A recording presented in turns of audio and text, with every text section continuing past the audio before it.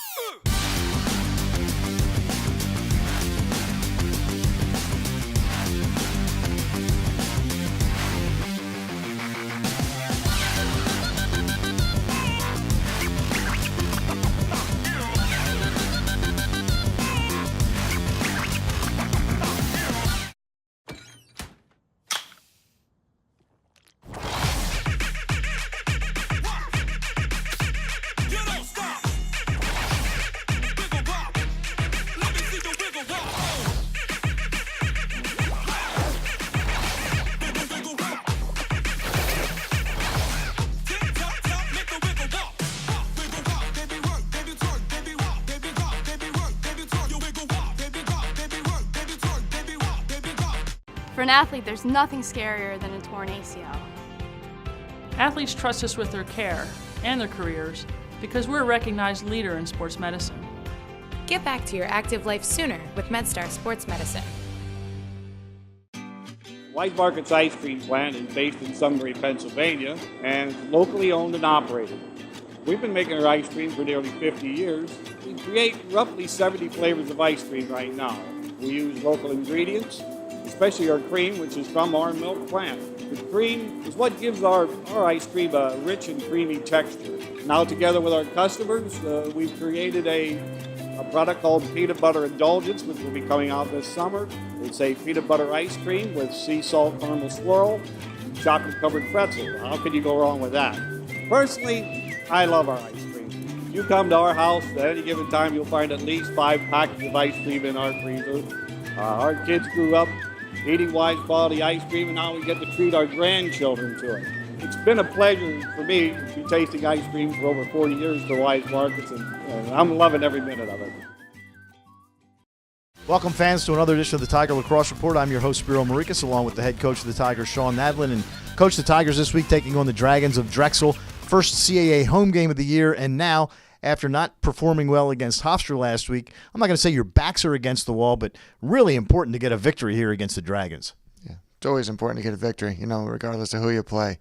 But knowing how poorly we played against Hofstra, I know the guys are eager to get back on the field, not just to practice, but also in a game and really show what we can really do. I think we had a lot of momentum going into Denver. We played well there, came out of it, with a narrow loss, and then just, didn't do well against Hofstra. So I think we're trying to understand how to regroup, how to move forward, and be able to be better against a tough Drexel team.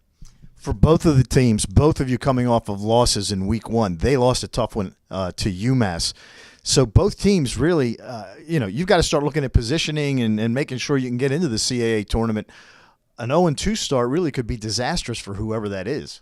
It could be, no doubt about it. We don't try to look ahead. We try to stay in the moment, whether it be practice or game. So we know that we got to, get out there, perform at our best. And, if that allows us the opportunity to win a game, hopefully we're in position for that. So, we take it game by game and then not really worry about positioning, because if you do your part and you win enough games, you're in position. Two guys, Varian and Bowerling, both have 20 goals for Drexel through the first 9 games of the year. So they've got a heck of a 1-2 punch.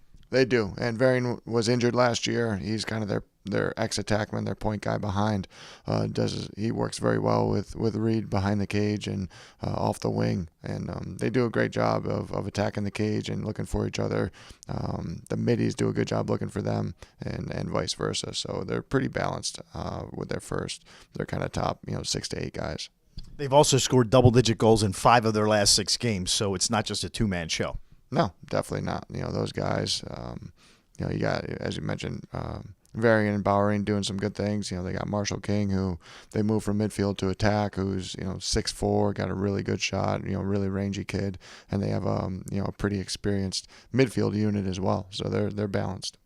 One area where they have not had a lot of success, faceoffs, they're only winning about 43% of their faceoffs this year.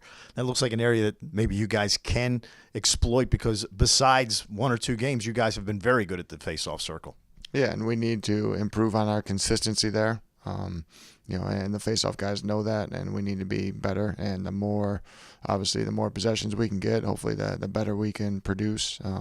With some goals on the board and not have to play as much defense. So we know it's going to be a battle. Their guy is good. His numbers might not show how good he is, but he's talented. What do you do this week in practice? Anything different, or just keep on plugging along with what you've been doing over the last 6-7 weeks? You've made some changes. How does that affect how you practice? As you get deeper into the season, you got to continue to pay attention to the physical health and the mental health of your guys. It's a lot. Our non-conference season is over. Now we're into conference play, and we got to make sure we're fresh come game day. We still got to prepare, put enough work into our preparation. So we got to figure out if we need to lighten up on a practice. We need to lighten up on some reps. We're inserting some newer guys into different roles, and we have to make sure those guys are getting enough reps in practice to feel comfortable and confident out there. So it's a little bit more of a balancing act at this time of the year.